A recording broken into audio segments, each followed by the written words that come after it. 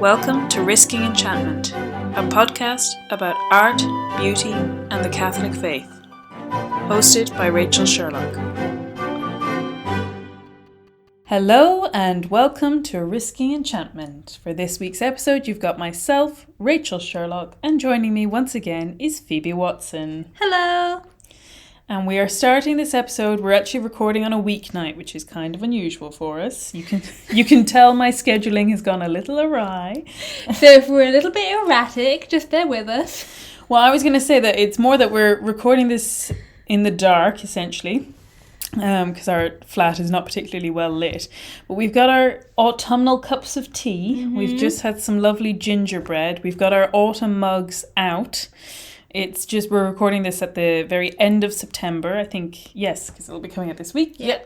It's Michaelmas on Thursday. Yeah, so we are undeniably in autumn at this stage. I know there's a lot of pushing seasons earlier and earlier, but I think we can all agree at this stage we are in the middle of autumn. I mean, in Ireland we've been in autumn since the beginning of August. Which is something I really like. I can't remember whether we've brought it up here before, but the Celtic calendar places the high point of the season in the middle of the season. So you have this gentle crescendo up and this diminuendo down. So it kind of, as opposed to beginning summer with midsummer, it's more about ramping up and ramping down, which I really like. And they're also much more tied to the actual agricultural seasons of like planting, growing, harvesting. Yeah. Rather than of the actual weather seasons, because in Ireland, the weather can be the same for 9 months.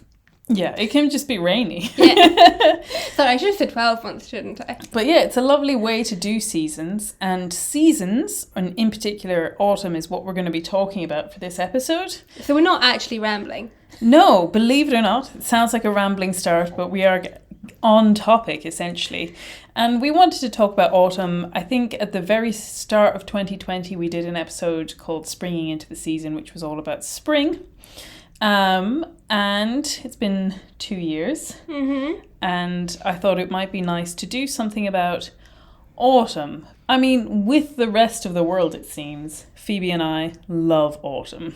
It's a great season. It's so pretty. It's so beautiful. I mean, not that we get that warm as summers, but I definitely prefer the cooler months to the warmer ones. They're definitely more comfortable for me. I mean, I'm often sad to see the summer go, but there is something in the like colours of the trees. Yeah, I think the biggest detriment in our part of the world is the really early nights. And that's the thing that summer gives you, is these really long evenings. Like, it can still be bright almost until midnight here during the height of summer. But conversely, our evenings get darker and darker, earlier and earlier. And then our mornings too, but that comes a lot later. Yeah, but you know, there's so much to enjoy about this season, and I think something that I think we've talked about on this podcast before, but how much we enjoy decorating our flat, bringing out those autumn mugs that I mentioned, having sort of dried leaves and little trinkets. I'm looking at a ceramic squirrel at the moment. And also like spending time outside. Yeah. I think we managed to do quite a bit of that last year. Like we went home to my house in the countryside and went blackberry picking. Yeah, we went out to Glendalough on the day before Halloween. Oh, yeah. Or was it the day of Halloween? I can't remember. I think it was actually the day of Halloween. It was a lovely time to go. You know, the beautiful ancient monastic site in this beautiful, at that time, autumnal setting. Misty clouds covering the hills. Yeah, it was beautiful. And so for a portion of this podcast, we will be talking about just all of the wonderful things of autumn and drawing out some literary quotes of ours, because of course I feel like that's what everyone wants. But I never like to take the easiest option. I could have just organised to sit here and ramble about my favourite autumnal books. I think you would have felt very self-indulgent, which was the problem. So I always want to bring in something that is maybe a little self-reflective, because like I said, I love autumn, and in some ways I could just uncritically embrace that about myself and not think any further about it. But I think there is some self-reflecting to go on, because as we've kind of hinted at earlier, is that there's a kind of cult of autumn or fall that has arisen, I would say, definitely the last 10 years, maybe even like shorter than that. And it's very much pushed on by social media, which, like I said, I enjoy. I'm not actually going to complain about this. I always think it funny that there's some YouTubers that I follow, and if they make a video about best autumn books, or like if the keywords of like autumn and cozy are in there, it's sure to get like 3 times the views as any other video. And one of those views will be my own because I do love it. But I do think it's an interesting thing that has developed on social media. And for the most part, when we're talking about social media in this episode, we'll mainly be talking about the more kind of visual platforms. So your Instagrams, Pinterest, Tumblr if you're on Tumblr, even, like I said, YouTube, those things that are more visual. But the topic that we're going to be talking about can be essentially extrapolated out across all kinds of platforms, which is this tendency in ourselves to envy or crave what other people are showing as what their lives look like, or to try and emulate sort of unrealistic standards of lifestyle and aesthetics and all of these things. That I think it's an interesting balance that a lot of, I suppose, younger people, I don't know that many older people who spend a lot of time on social media, I could be wrong about that, but that balance between the good things that are on social media, the inspiration there is to have, the sense of community, the ways to find things that you really like, versus this question about how much you're letting other people's pictures of their world change your ability to enjoy your own life. Yeah, so this kind of came out of a really good podcast I was listening to from Word on Fire, where they were talking about this idea of mimetic desire and how all of our desires, both good and bad, come from the desire to imitate, that they're kind of put into us by other people. Mm-hmm. And I think they were coming at it from a point of view of the idea of then if it's a problem for you stepping away from social media, and I think for some people that is something you need to do. Yeah. But I think it's not a realistic choice for all of us. And there are also ways in which, like you were saying, there's good things that come out of it as well as bad, and that stepping out of social media doesn't necessarily free us from the bad either. Yeah, absolutely. And so to just give anyone listening a kind of general blueprint of our conversation for this episode, because I know in some ways it's maybe a slightly unusual take, or like not the obvious choice of what to talk about for autumn of all things. I mean, it took us a while to figure out the blueprint to begin with. Yeah, so. I know. I have multiple Google Docs where I'm like figuring this out. But I think we want to talk firstly a little bit about our experiences of social media and actually the benefits that we've found, because I think very often, as you mentioned, all of the sort of press about social media is very negative, and I think there's a lot of warranted criticism in there. But I want to put forward the benefits, or like the good points that I've experienced in relation to how I interact with the seasons, and I'll explain that a little bit deeper in a minute.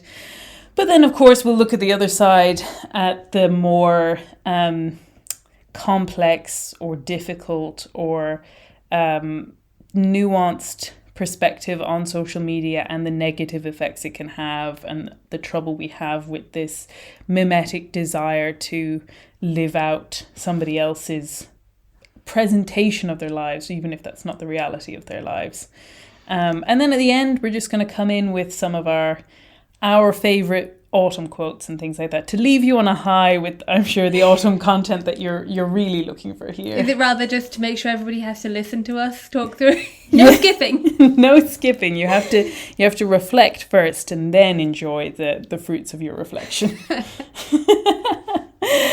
So I think the first thing is to say that I certainly don't assume that everyone listening to this will interact with the seasons in the way that I do or that Phoebe does. I will say that within my circle of friends, quite a lot of them do things like this. So I know I'm not the only one. I know it's not unique to me, but I also wouldn't assume it's ubiquitous. And the way that I kind of interact with the seasons is to, in a light way, I don't want anyone thinking too crazy, but for the most part, having decorations out around my flat. When I say decorations, a lot of it is I collect postcards or even cards that people have sent me. We'll put some of those up. Depending on the seasons, we might have flowers, we might have dried flowers. And then when we get bunting. We've got some lovely buntings for different seasons. Yes, or maybe like tea towels or mugs. Or books open and displayed. I love that trend. Yeah, we have, I think they're used for recipe books, but those book stands that you can open books to a certain page. And because we got these lovely books that have amazing illustrations in them, that you can use that as a piece of artwork in your home. And then when it comes to the actual celebrations like birthdays or Christmas or even Halloween. And just while we're speaking of Halloween, I think it's important to distinguish that we're actually going to focus more on autumn as a trend rather than Halloween. Obviously, the two are really linked, and I'm not going to pretend that they're separate. But certainly in Ireland, I know Halloween comes to England later. I know Halloween has been a long established thing in America. There's kind of give and take, like the Irish sent Halloween to America and then it kind of came back to us in an Americanized version. But Halloween was a thing when I was growing up. There were Halloween decorations, but there certainly wasn't this kind of idea of fall decorations or autumn decorations, which are now all over the shops. Yeah, I think that the Halloween decorations we grew up with, you'd have been thought really batty if you were going for nuts and cute pumpkins rather than a carved scary pumpkin that's lit, you know? Or even putting them up in September. Yeah, I mean that too. Yeah. What are you doing? It's mid-October at the earliest. Yes, but yeah, so at Halloween, we will probably carve some pumpkins. We'll go a little bit more extra. But yeah, the decoration isn't always overbearing. It's not like a themed fun house, but just... It doesn't take over the flat. No, but just pulling out certain things. And similarly, looking for recipes to make that are seasonal. Even then, I think I've mentioned before, books that are kind of seasonal or films. And just looking to take advantage of whatever gifts the season has on offer. That's what I mean by kind of living seasonally. And like I said, I don't expect that to be everyone's experience. And then, the other thing we haven't mentioned there is looking for activities. I mean, I know we said that earlier, but just to reiterate it, it's also looking for outdoor things that we can do that are seasonally related. It's not just linked to how we present our flat and what we eat here. Absolutely. I think it's very obvious. I mean, everyone knows you go to the beach during the summer. You go to the woods in autumn. Exactly. But, looking for those rituals and, in a slightly different way, looking to embrace the liturgical year, which is something we've talked about before, that intertwined into this is a decidedly Catholic perspective. However, I kind of want to make the point that actually this kind of seasonal living, even if it isn't your thing, I think it's worth looking at because I do think it's actually an important part of the human experience.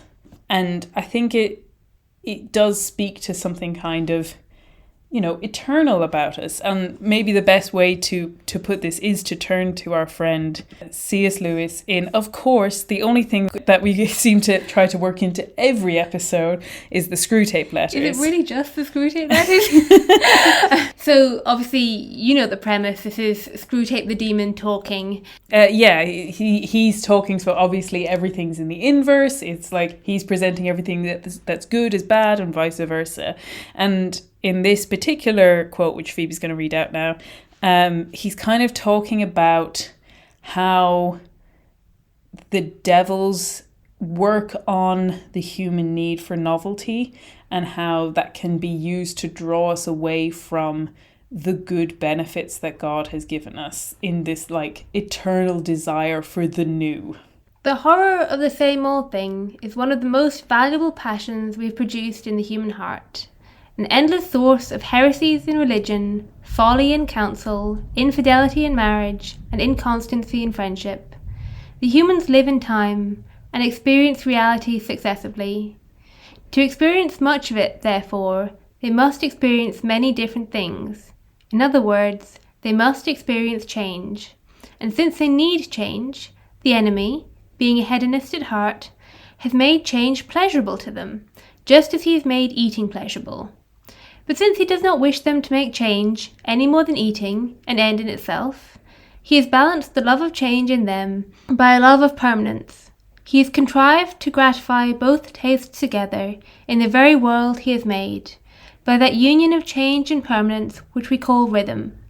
He gives them the seasons, each season different, yet every year the same, so that spring is always felt as a novelty, yet always as the reoccurrence of an immemorial theme. He gives them in his church a spiritual year. They change from a fast to a feast, but it is the same feast as before. Now just as we pick out and exaggerate the pleasure of eating to produce gluttony, so we pick out this natural pleasantness of change and twist it into a demand for absolute novelty. This demand is entirely our workmanship. If we neglect our duty, men will be not only contented, but transported by the mixed novelty and familiarity of snowdrops this January, sunrise this morning, plum puddings this Christmas. Children, until we have taught them better, will be perfectly happy with a seasonal round of games in which conquerors succeeds hopscotch as regularly as autumn follows summer. Only by our incessant efforts is the demand for the infinite or unrhythmical change kept up. It's a long quote, but I do think it's worth pulling out in its entirety because I think it's so well put about the need and genuine pleasure and even like godly pleasure that we can have in having a simplicity of year that takes the time to acknowledge the graces and the gifts and the particular offerings that each season has, that like God has crafted the year, and clearly he thinks it's a good thing because he's made quite a lot of them at this stage. Yeah, but it's really right for us to revel in these changes and to take the time to enjoy them. Like that is part of what we are called to do. Yeah. I think our particular perspective as well, being in Ireland and kind of living around the British Isles, that kind of area, we do get quite different seasons. And I know that won't be true of all of our listeners, but even then I think people try to emulate the experience of having seasons because there's something so deeply important to us about having an ability to see the change, because it's almost like you can't appreciate something until you see it change. Yeah, that even like going back to the example of decorating a flat, that you only really appreciate the decorations when you're pulling them out and putting them away again. That anything left out too long becomes something that your eye just glosses over. Yeah, and the same with the natural world. Yeah. That I feel like when you're engaged in the season, you're looking for signs of the season. And that actually goes to that mention that we had at the very start of the Celtic calendar, that the thing I really like about it is that instead of it being about, so like we said, actually for us, autumn begins in August, or August 1st, that instead of saying at August 1st, you should be slap bang into the middle of feeling autumnal. Actually, it's the opposite. It's because if you feel like, well, August would be too early for that, but that's entirely the point. You're supposed to be on the lookout for these little hints and signs. And obviously this was in the context, like you mentioned, of farming, that you would actually need to be aware of these things to carry out your work, but that you're looking for that chill in the air. You're just like, you're hearing the whispers of it rather than it being the climax on day one. Yeah, the blackberries, the first blackberries on the bushes are like the first signs of autumn, like the harvest being gathered in, the like vegetables in their full flourishing production. Yeah. Like that flourishing production and gathering in is an essential part of the autumn that you're experiencing. Absolutely. This seasonality is something that gives us a huge amount of richness. And because we used to be more in tune with the season just by the nature of the way that, you know, lives work. There were fewer cities, there were fewer jobs that weren't connected to the climate, to the weather, to the time of the year, you know? There was less central heating. Yeah. It was harder to stay warm or cold. Yeah. You felt the heat and the chill. Yeah. And so the benefit of social media is that in an age where you can be totally separate from those things, like I think I've mentioned before in this podcast when I first moved to Dublin, I had been so used to living in more rural spaces that it almost took me a while to realise that I wasn't actually getting out into nature very much, that I wasn't seeing the seasons changing because I was just tramping up and down streets with no greenery. I think also because we'd lost our school rhythm. Yeah.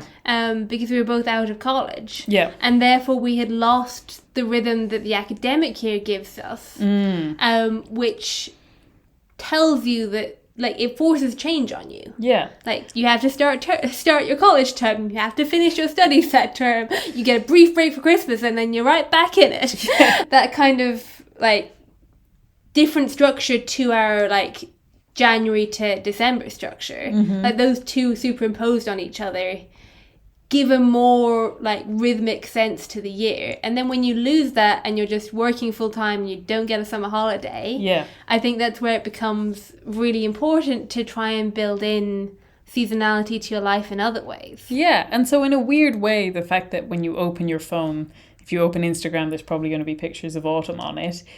It does actually remind you about what season. Now there's the whole thing, I mean, we've talked about it with, like, Advent in particular and Christmas gets earlier and earlier, but now it's butting up against this new burgeoning cult of autumn, so then now they're clashing it out. Like, if you go to a lot of the department stores at the moment, at least around here, there will be an autumn/Halloween section right next to the Christmas section, and it's so jarring.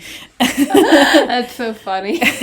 But, you know, and I think, you know, it's always this balance with social media, because if you're presenting content so that people can, I don't know, make your recipes or even, like, create your crafts or your decor or whatever, you have to sell it to them early so that they can have it in time. But the whole thing pulls everything earlier and earlier, which is, in a way, I would say almost that Screwtape arrhythmical. Like, you want to demand the seasons, which is... Yeah, that's where the, like, Christmas and Halloween side by side comes in. It's like, it's not enough that just one of them is coming and one of them is, like, going to be celebrating or decorating. You've got to think about both at the same time.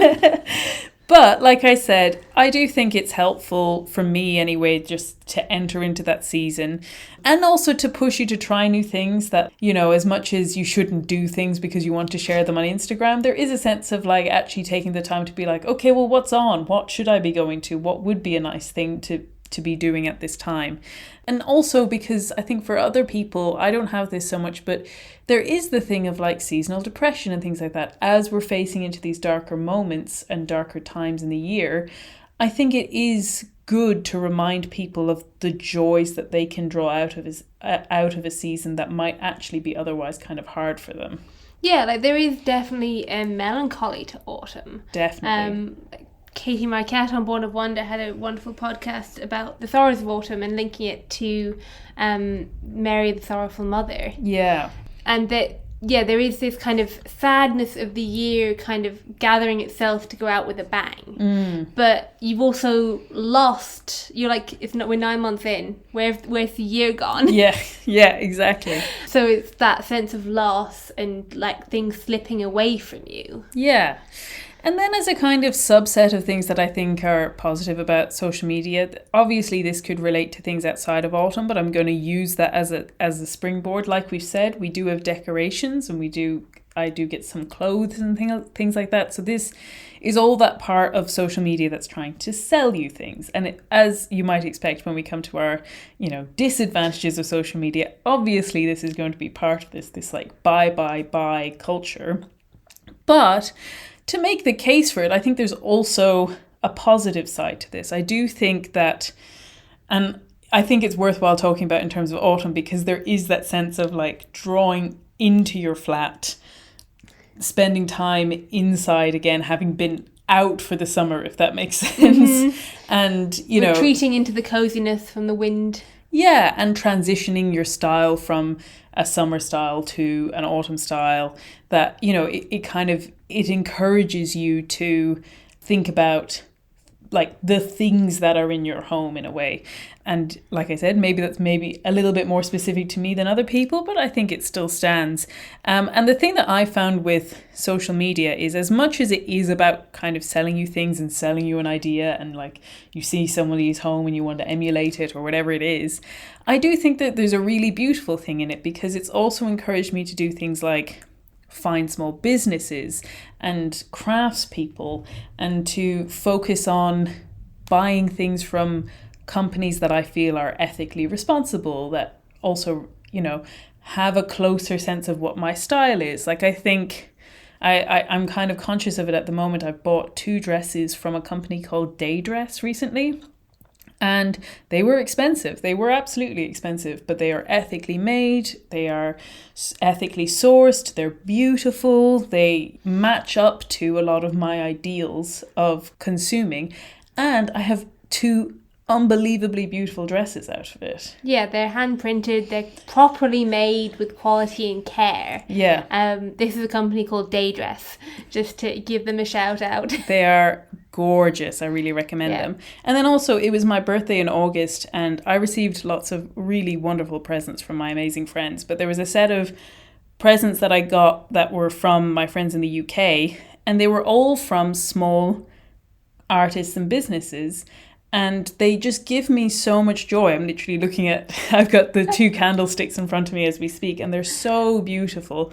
And they give me so much more joy than whatever was on the high street could ever possibly give me.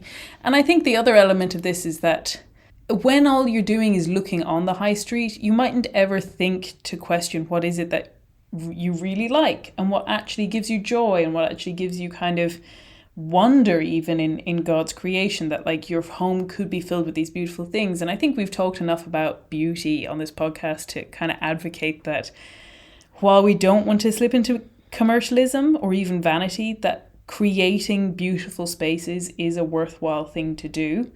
And that when you can explore things on social media, it can be inspirational, and they can, even down to the silly thing of the internet's ridiculous ability to give everything a label down to like the most nth degree. And while I kind of roll my eyes at that tendency, it is really helpful when you need a search term and you want to find out exactly what kind of cottage dress that you want to get, or whatever it is, Yeah, and I think there is something in a way freeing about being able to find the stuff that you actually like because you like it. Yeah.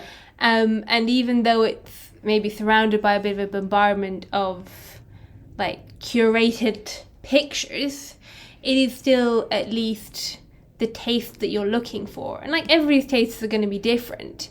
But to be free to look at like other small creators' tastes rather than whatever the high street shoves at you. Yeah. Because this isn't a new problem with social media. The world, even if you lose all of your social media passwords, the world is still trying to sell you things. Yeah, and maybe you can escape it a little bit more, but maybe you have less defenses against it. And also maybe you have less ability to actually engage with beauty on your terms. That like, I think because we're doing a few things of decorating the flat at the moment, and I have been thinking about how if I was just dealing with whatever was on the high street that they're selling me, I think I would feel I would probably settle for something, but it wouldn't make me joyful in the same way, or I wouldn't have the confidence to try and pursue what is really to my taste, because the stuff that gets through social media into mainstream culture is so filtered down to what the maximum amount of people will like. And so in suiting everybody, it suits nobody, that kind of way. Yeah, you find like one thing you like rather than 10 things you like. Yeah. And yeah, that kind of having a vision in your head of what you're actually looking for that then allows you to look for it and not settle for second best. I think that's... I mean, you had sometimes you have to settle for second best, but not settle for fourth best. Then. But I think in some ways that's where actually, for myself, I feel like as much as it can lead into a danger of consumerism for myself, there is also the element of feeling like when I know what I really like, I will save up for it, even when it's more expensive, and I won't buy. I actually will restrain from buying lots of things that I feel like, oh, well, why would I buy all of this stuff that's cheaper and maybe on Amazon or on the high street or something like that, when I know the thing I really want it is more expensive, so I'm going to have to save up to get it. And so in some ways, it's actually forcing me to think about my consumer choices more. But with everything, there is always a flip side. And I think maybe...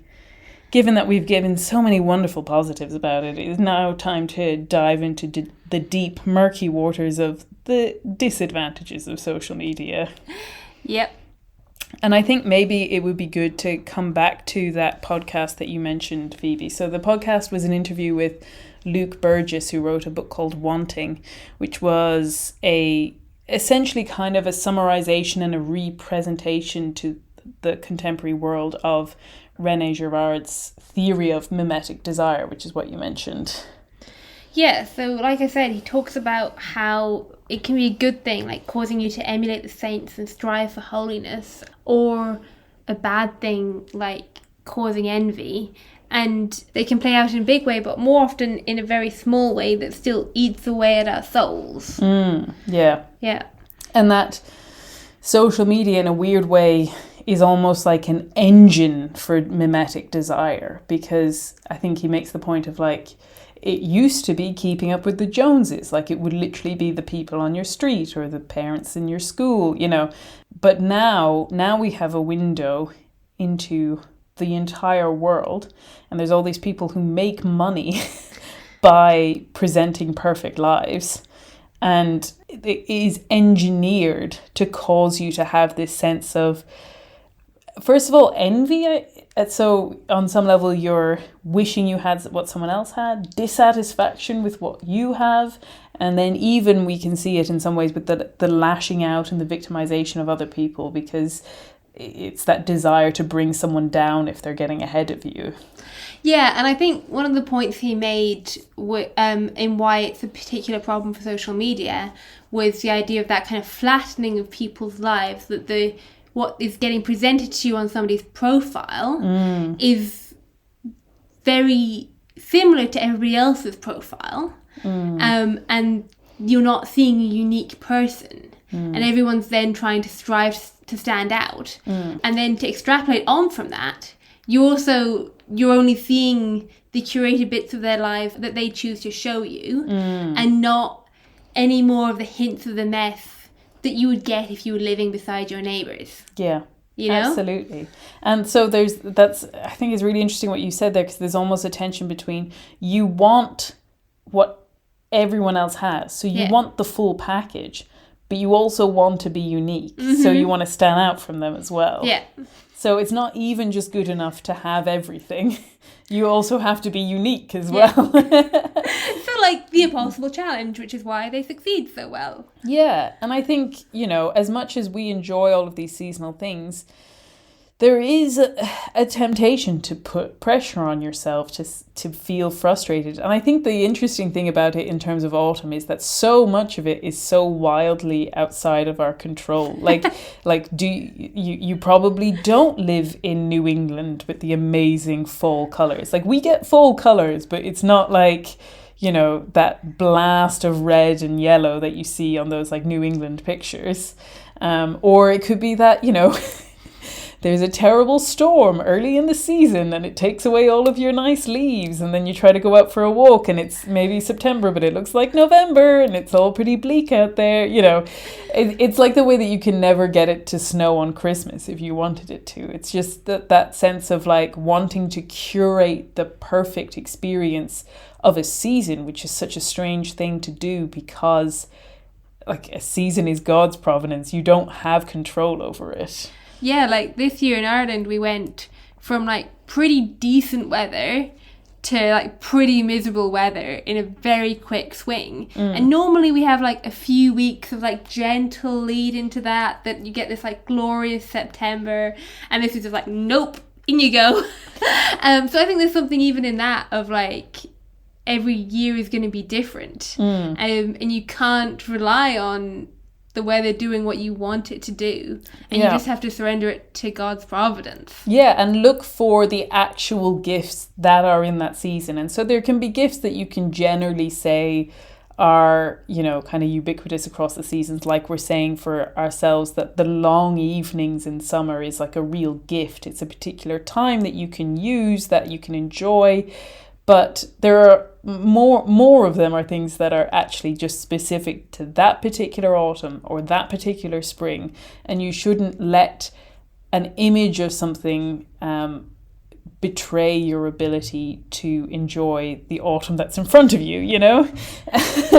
Which is also, I think, where we need to be a little bit careful with like the whole idea of like decorating our homes and celebrating it, that we're not falling into the trap of just trying to control the season by making it happen in our controlled space. Yeah. And not also experiencing it where it's happening. And I think also that trap of pics or it didn't happen, that like you can still enjoy a walk that has some of the glory of nature in it, even if it's not particularly photogenic, or, you know, maybe your phone battery is low and you can't spend the whole time taking photos. I don't know. Or even that we should also be able to detach ourselves enough from that to at least occasionally enjoy it without doing that. Yeah, can you enjoy it if you can't take a photo of it? I always think it's really funny, as I've actually mentioned earlier in this podcast, our flat is a wonderful space and we love it very much, but it has terrible lighting. So much so that usually especially at this time of year, people come in and be like, oh, will I turn on the lights? And we have to go, they are on. Which means that any photo that you want to take in the evening is essentially just like a hopeless task. There is no point. Just don't do it. And, you know, I've been making some soups recently and they have been delicious. They have been, for the most part, singularly unphotogenic. And not only that, but we eat them in the evenings when they cannot be taken. And I'm so proud of this amazing soup that I've made. And you can't Instagram it. Yeah, you just have to give up. Yeah. And the ability to let go of the need to present it back to the world, because there's the consuming of it and then there's the presenting it back to the world, and knowing that like enjoying the gifts of the season is not about your ability to share it and even to make other people envious of you. Yeah, and then that all really just ties in with that commercialization of it as well. Yeah. Like that sense of being handed it in a package. You lose a lot of the creativity of it, which is like part of the joy that we're being called to in this celebration of the season, is the particular creativity that goes with that. Yeah. Like, I don't know, the creation of blackberry jam. Yeah. And, you know, I think we always try to caveat this. Like we have stuff for our autumn decorations that we've bought from high streets. I'm not challenging that, but we have most of our autumn decorations is bought, not made. Yeah, absolutely. But the thing I would say is that there is something, I don't know, that doesn't sit quite right to me. Like I said, that wall of autumn leaf decorations right next to the Christmas stuff that's already playing Christmas music, like the buy mentality that is so prevalent on social media, like the clothing hauls, the book hauls, that like there is this sense that there's such an emphasis on quantity. And you know, it's not that I would have a position to say that I know exactly how many autumn decorations you should or shouldn't buy. Most people probably classify that we have too many. Yes, I would say so. But this can be extrapolated to all kinds of consuming, that the thing that you go onto social media that results in you buying stuff, you know, it's all of this package, but there is a sense in which it's almost like that this rhythm that the Screwtape letters are talking about, it's almost like the demons have found the way to pull out something bad out of something good. So, the way they said gluttony out of the good desire for food. That, like, there is this gluttonous, or maybe this kind of overbearing, curated, over commercialized focus on quantity, all of these things, with saying you have to have this magazine spread worthy experience of a season, which is so nebulous and so like undefined. And also kind of going back to that Screwtape idea as well of the novelty factor. Like what you were saying about book hauls and clothes hauls. Yeah. That it's not enough to pull out of your wardrobe your winter wardrobe from your winter clothes from last year. Yeah. And to pull out of the cupboard the autumn decorations. That it's still that idea of acquiring more and never having enough. Yeah, absolutely. And that, I think God is always calling us to encounter both him and our communities. And so, that the thing that is so precious about it, that actually encountering the gift in front of you is dismissed because it doesn't fit with what you're trying to do, whatever it is you're trying to achieve with this time, Yeah, definitely. And I think there is also, obviously, there can be a lot of pressure to make stuff for the season, but there is also a lot of beautiful crafts that can be done for the season. And that there is a sense that we're maybe called to return to the rituals of those doing things. Especially when they're with people. Yeah, exactly.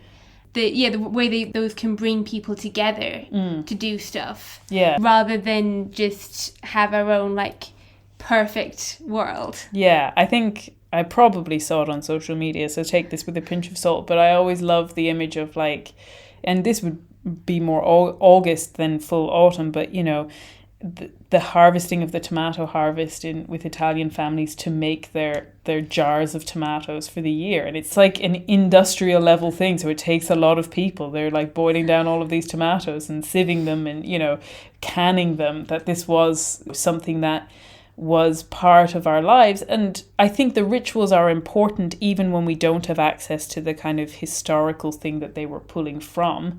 But that we should recognize that essentially in a lot of ways what we end up having in our modern age is a hollowed out, a commercialized, a repackaged version of something. And I think even the fact that there's this emphasis on fall is almost kind of telling, because it's this essentially non-religious, secular version of having rituals that, like I said, I enjoy very much. But in some ways, I almost feel like I can enjoy it more because I know I have this underlying real ritual of faith and, the masses and the liturgical year and the things to invest in.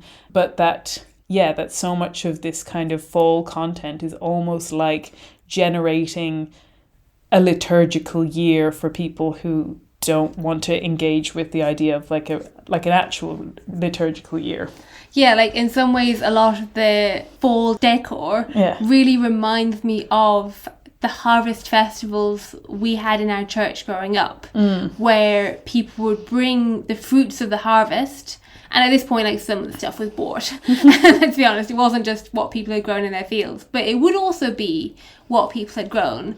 And the whole church was decorated with the fruits of the harvest and hay bales outside. And it was a focus on giving thanks to God for what he had provided. Yeah.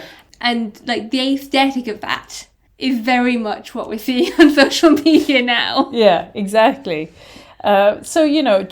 I think it's just a question of trying to strike that balance. And in some ways, I think autumn is an interesting prism in which to view this from, because I do actually think there's something in this season that draws out a sense of longing and has a sense of almost restlessness or dissatisfaction with your current lifestyle, because you're usually moving from the summer into the school year, like you mentioned, or you're having this change, and it is a time of change that can leave you restless. Like you said, you're kind of facing into the rest of the year that's kind of darker. You've got long months ahead of you until summer comes again.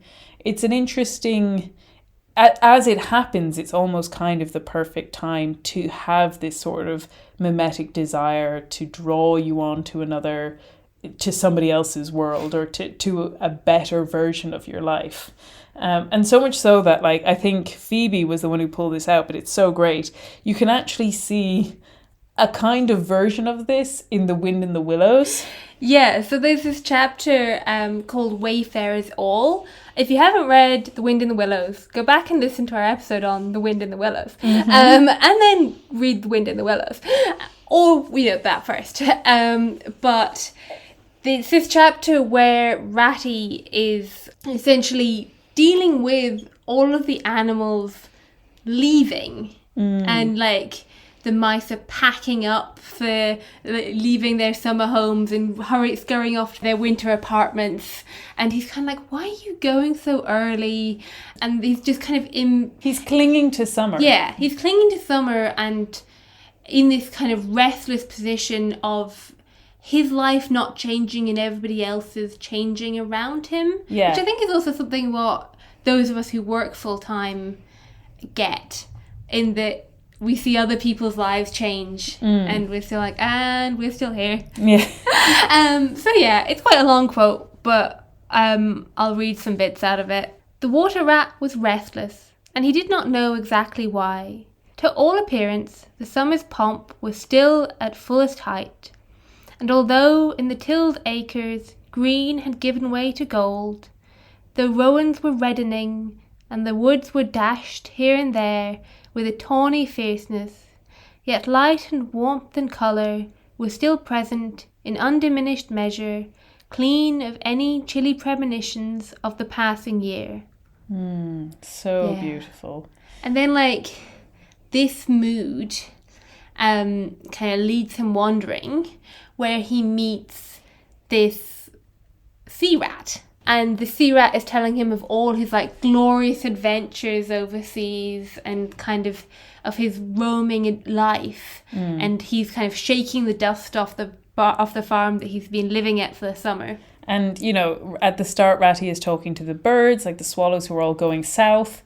And now this water rat is like, yeah, well, I go to the Mediterranean and it's so much warmer and it has all of this kind of thrill of the exotic, at least in comparison to the world of The Wind in the Willows, that this kind of exotic allure and this sense of, difference and change. Yeah. And his kind of tale of that finishes with, and you will come too, young brother. For the days pass and never return, and the south still waits for you. Take the adventure, heed the call, now ere the irrevocable moment passes. 'Tis but a banging of the door behind you, a blithesome step forward, and you are out of the old life and into the new. Then some day long hence, jog home here if you will, when the cup has been drained and the play has been played, and sit down by a quiet river with a store of goodly memories for company.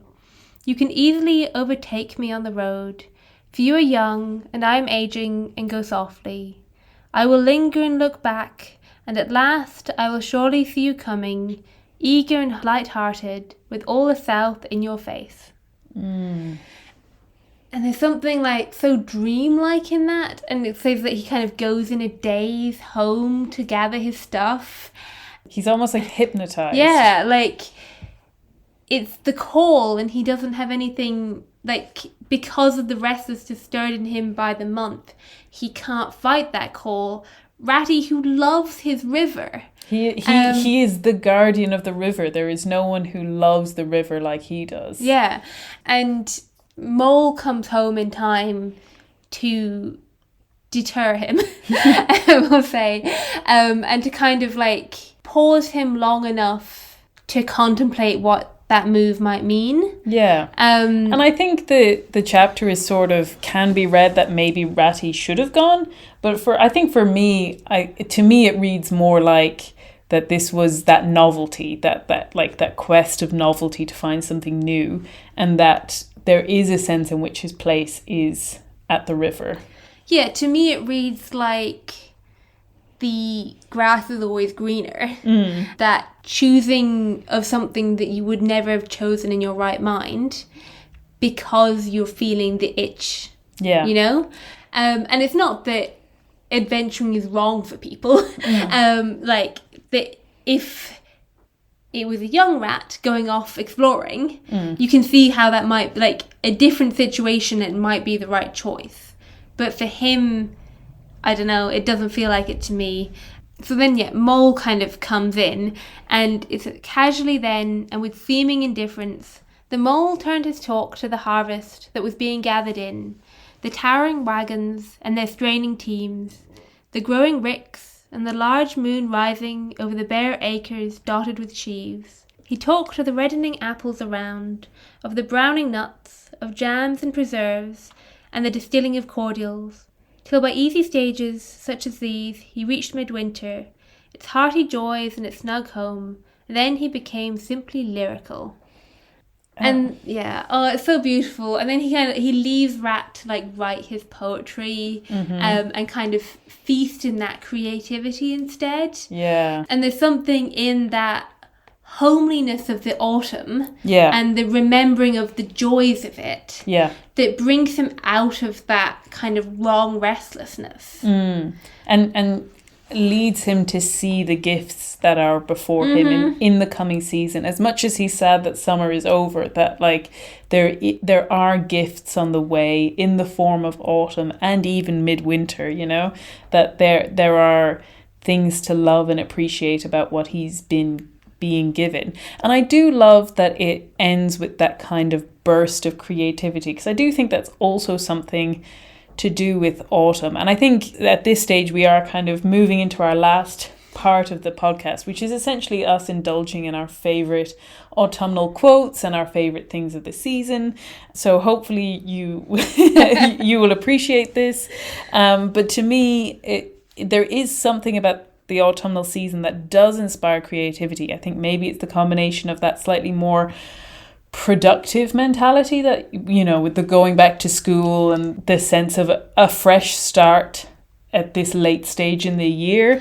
Yeah, and I think also that kind of agricultural heritage of needing to gather in for the winter. Yeah. That you're not yet curled up by the fireside. Yeah. You're chopping the wood for the fire. Yeah. That it's a sense of preparing for midwinter. Yeah, I think autumn has that really interesting kind of combination of retreating in and going out at the same time. Like you said, it's not time to shut the doors and batten down the hatches. It is time to be outside so that you are prepared for the time in which you can't go outside.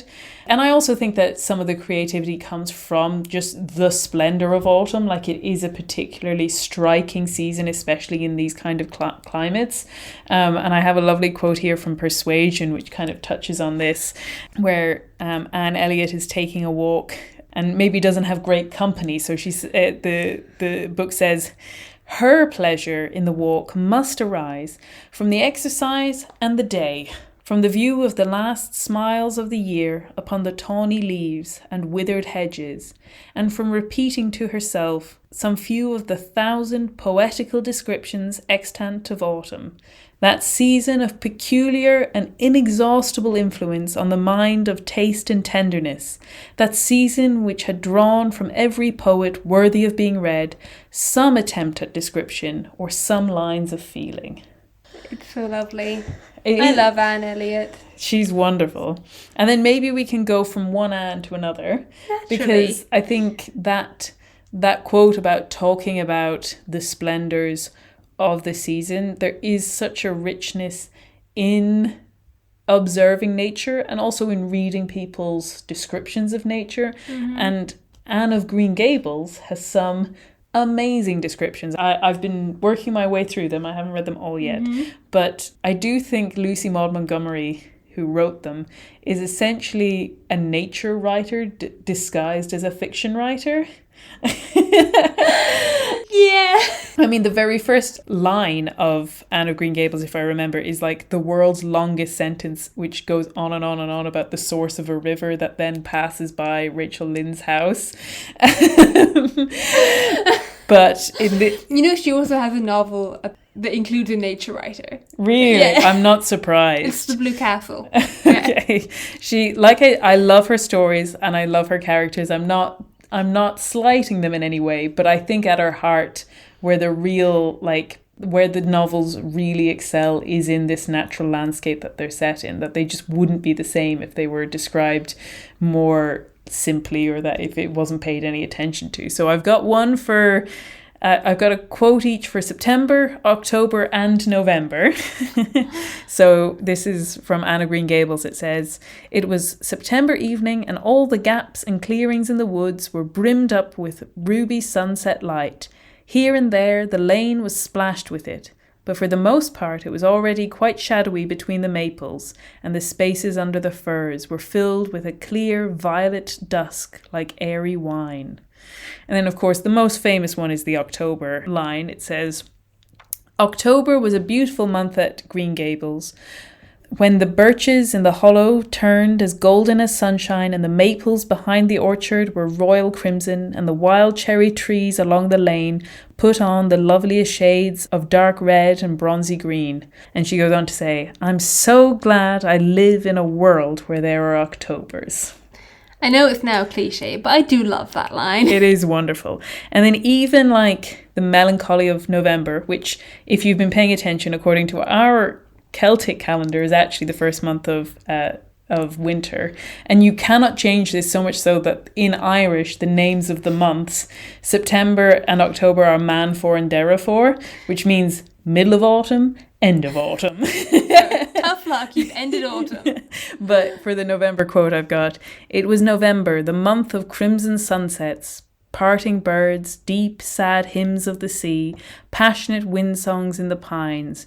Anne roamed through the pineland alleys in the park, and, as she said, let that great sweeping wind blow the fogs out of her soul." It's just so lovely. And I love that, as we've mentioned, there is this kind of appropriate melancholy to the season. I think I have to pull out my favourite autumn quote, which is from T.S. Eliot. I think I might have mentioned it before, but it's from Murder in the Cathedral, which is, "Then golden October declined into sombre November, and the apples were gathered and stored, and the land became brown sharp points of death in a waste of water and mud." There's that duality of the golden October and the sombre November. And then we have Tolkien telling us about the more like adventurous, restless spirit of the autumn. And I mean, you hold that all Lord of the Rings books are autumnal reads, which, I mean, is probably true. I do think, like, of all of them, the Fellowship of the Ring is the most autumnal. I think the other two are autumnal because the Fellowship of the Ring is so autumnal that you have to read it in the autumn. And then once you start, you have to continue on. But yeah, and I think you're just going to read out this quote, but it's about restlessness. But I think that really ties in with that kind of sense of melancholy as well. The restlessness is a result of the melancholy, and as a result of that kind of contrast and decline. Yeah. Yeah. He found himself wondering at times, especially in the autumn, about the wild lands, and strange visions of the mountains that he had never seen came into his dreams. He began to say to himself, "Perhaps I shall cross the river myself one day," to which the other half of his mind always replied, "Not yet."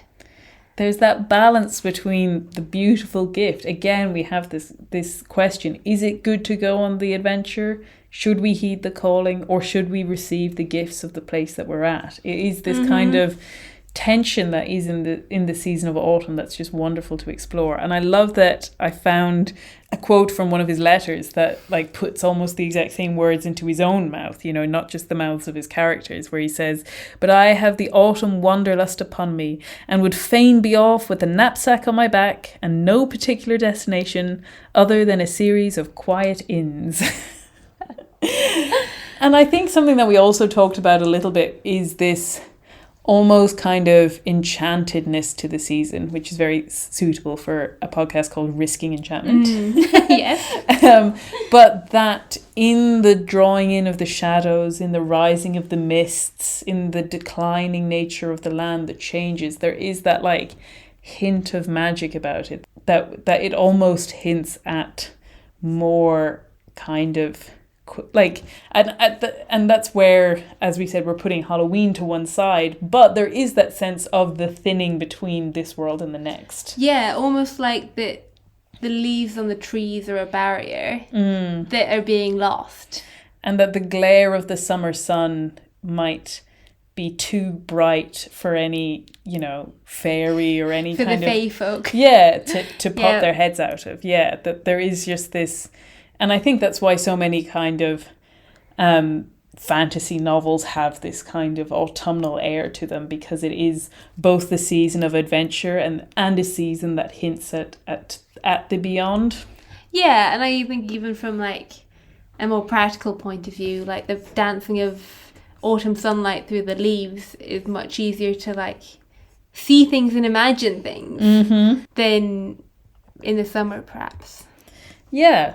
But then as much as the season, like I said, is about going outwards, it's also about retreating in, that sense of sitting by the fire, that sense of dark evenings and cozy nights.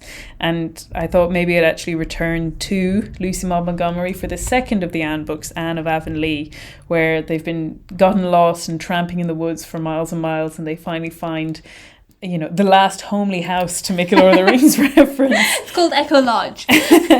But it says that they arrive at this little house kind of seeking refuge, and it says, the room had a low ceiling and 2 square small paned windows, curtained with muslin frills. All the furnishings were old-fashioned, but so well and daintily kept that the effect was delicious. But it must be candidly admitted that the most attractive feature to 2 healthy girls who had just tramped 4 miles through autumn air was a table set out with pale blue china and laden with delicacies, while little gold-hued ferns scattered over the cloth gave it what Anne would have termed a festal air.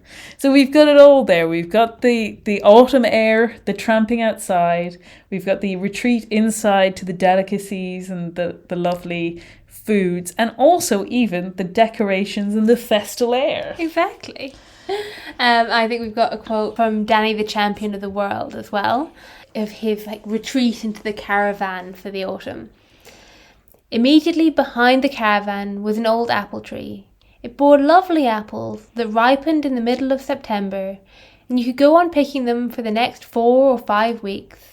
Some of the boughs of the tree hung right over the caravan, and when the wind blew the apples down in the night, they often landed on our roof.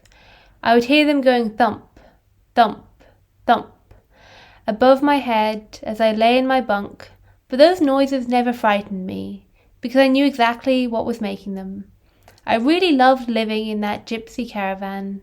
I loved it especially in the evenings, when I was tucked up in my bunk and my father was telling me stories. The paraffin lamp was turned low, and I could see lumps of wood glowing red hot in the old stove, and wonderful it was to be lying there, snug and warm in my bunk in that little room. Most wonderful of all was the feeling that when I went to sleep, my father would still be there, very close to me, sitting in his chair by the fire, or lying in the bunk above my own. So beautiful. And there is that sense that with the turning of the season, as much as it's great to be outdoors, and as much as we actually get quite a lot of great weather in autumn, that the indoors is so much more inviting when you've been outside in that weather. In the summer, you might be retreating in from the heat and trying to get cool, but it doesn't have that same kind of appeal to it, which is the coming in from the cold. Yeah, I mean, in the summer, you really want to be outside, and you only go out inside out of necessity. Yeah, and of course, we don't live in a climate that's extremely hot, where we can't complain, really. But yeah, that lovely sense of sitting by the fire is such a beautiful thing. Like being curled up under the blankets. Yeah. I think another one that kind of captures that sense of the weather outside being really uninviting, and that therefore call to reflect and to think more deeply about things comes from the start of this George MacDonald novel called Thomas Wingfold Curate. And the start of it is kind of focused on this girl called Helen Lingard and her call to go deeper into life than like the superficial society life that she's living.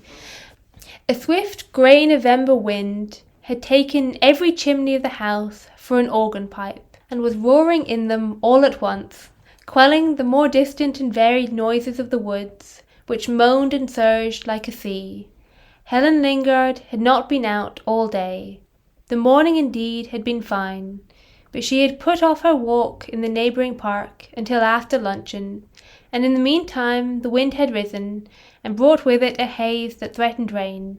She was in admirable health, yet as she stood looking from her window out upon the old-fashioned garden and meadows beyond, where each lonely tree bowed with drifting garments, she did not feel inclined to go out.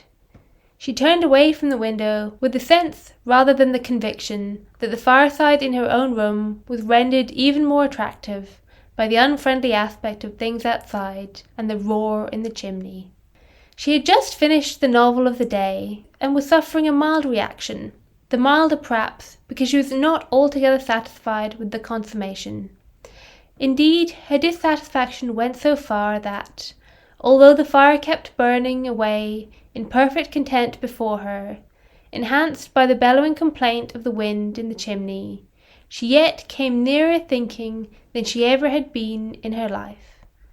The cause of her so nearly touching the borders of thought this afternoon was that she became suddenly aware of feeling bored. Being somewhat bored then, and dimly aware that to be bored was to be out of harmony with something or other, Helen was on the verge of thinking, but escaped the snare in the very direct and simple fashion. She went fast asleep and never woke till her maid brought her a cup of tea before dinner. I do love that contrast of the call to actually think and reflect on life, and yet like that sleepy, that somnolence that it saves her from that dreaded fate. Yeah. I will admit that I cut that down considerably. Yeah. I tried to read the quote out to Rachel earlier, and it was just like pages, because George MacDonald is great, but he can be quite wordy. Yeah. But yeah, there's something in that like chill outside that calls us to actually engage with the deeper questions of life. Absolutely. Yeah. And I think we have one last quote, which is just kind of bringing us back around to the nature thing, although this time it's poetry. As Jane Austen suggested, there's lots of great poetry. I'm currently reading a collection of poems called The Hawk in the Rain by Ted Hughes, which is really lovely and has quite autumnal and wintry things. But for this particular one, I've pulled out a poem by Edward Thomas called October, which says, "The green elm with the one great bough of gold lets leaves into the grass slip one by one, the short hill grass, the mushrooms small, milk white, harebell and scabious and tormentil, that blackberry and gorse in dew and sun bow down to, and the wind travels too light to shake the fallen birch leaves from the fern. The gossamers wander at their own will." Oh, it's lovely. And with that, I think we will close off our discussion for this episode. We hope you're having a wonderful autumn. We haven't done what are you enjoying at the moment? I'm just getting to it. Don't worry, I haven't forgotten. I mean, I did think that maybe we'd spent so much time talking about things that we were enjoying that we were going to be in trouble, but... But, like I was saying, I just want to wish everyone a very happy autumn and, continue in that everlasting quest to strike the balance between enjoying the season and putting too much pressure on yourself. Take the good parts of mimetic desire only. Exactly. And yes, as you suggested, Phoebe, it's also time to share what we've been enjoying at the moment. So I was recently at the solemn profession of a friend who is a Benedictine nun, and there's just like really beautiful Latin chant in that, and in some ways it feels fitting to mention on an autumn episode that kind of medley of the sorrow of what she's doing and the joy of what she's doing. You know? Yeah. Of like that renunciation of the world and yet the joy of her calling. So that was really beautiful. And we've already quoted a lot of Lucy Maud Montgomery, but I've been reading more of her. And I'm reading a book called A Tangled Web at the moment, which I'm really enjoying. I think it's also very autumnal. Excellent. Even better. So I think the thing that I'm going to mention that I've been enjoying at the moment is I went to the cinema to see a new movie, which I haven't done in a while. I have seen actually some old movies in the cinema, but the new movie that I saw was See How They Run, which I thoroughly enjoyed. I really loved. It's a murder mystery set around the production of Agatha Christie's The Mousetrap in, I think it was the 1940s, 1950s. It is beautifully done. The sets are so glamorous. The costumes are perfect. And it's very funny. It's quite lighthearted. If you haven't been to see The Mousetrap, the famous theatre show of Agatha Christie's, don't worry. It doesn't actually spoil The Mousetrap. It kind of winks and nods at a few bits of it, but it doesn't actually spoil it. So feel free to see it, even if you haven't seen The Mousetrap. Although I would also recommend The Mousetrap. I was lucky enough to go to that this summer. But I loved it. It was exactly the kind of glamorous, and it was able to be kind of beautiful, but without being sort of dark in any way. It was just, to me anyway, obviously it was a murder mystery, but it was very uplifting and joyful. It kind of reminded me of those golden era Hollywood movies that we were talking about just at the start of the summer. I really enjoyed it. I think it's in cinemas still, so if you are interested, do check it out. And other than that, I just want to say thank you all for listening. We've had some wonderful feedback on the last episode of the podcast, and so thank you very much for that. And just generally, thank you very much for listening. You can find us on Instagram at the handle at Risking Enchantment Podcast. I'm on Twitter as well at the handle at Seeking Watson. And you can also sign up to our newsletter where you'll get an email notification whenever we have a new episode. And I think that's it for this episode. We're still working out the schedule for the next one, so if there is a slight hiccup in that, I do apologise. But I am excitingly recording episodes with some other creators as well, which will be popping up on their feeds, so I will also direct you to those in due time. But other than that, have a wonderful autumn and goodbye! Goodbye! This has been Risking Enchantment. Music by Kevin MacLeod. You can follow me on Instagram and Twitter with the handle at Seeking Watson. And you can find out more about me and the podcast at rachelsherlock.com. Thank you and God bless.